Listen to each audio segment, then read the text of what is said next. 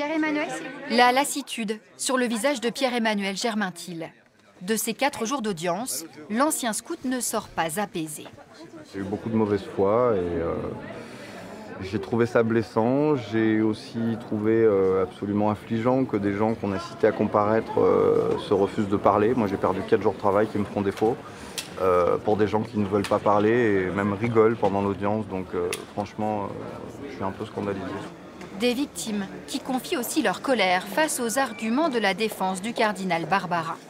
Poursuivi pour n'avoir pas dénoncé un prêtre pédophile de son diocèse, l'archevêque de Lyon doit-il incarner la malédiction de l'Église dans cette affaire, plaide son avocat qui reconnaît des erreurs de jugement admises par le cardinal. Il dit effectivement, il y a des choses que je n'ai pas su comprendre à un moment donné. J'aurais dû sans doute enquêter, faire plus. Je ne l'ai pas fait, mais je ne l'ai jamais fait dans la volonté de couvrir je ne sais qui ou je ne sais quoi. Il a une responsabilité sur le plan de la gestion du diocèse. Il n'y a dans cette affaire pas la moindre faute pénale.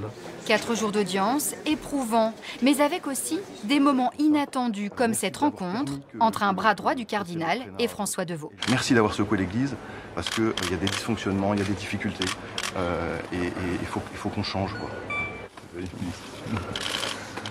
Bien sûr qu'il y a eu des erreurs et des dysfonctionnements. Bien sûr qu'il y a eu des silences.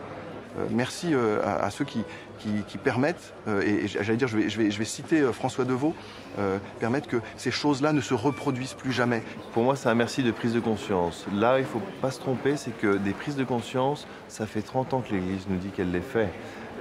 Et que ça ne va pas suffire, en fait.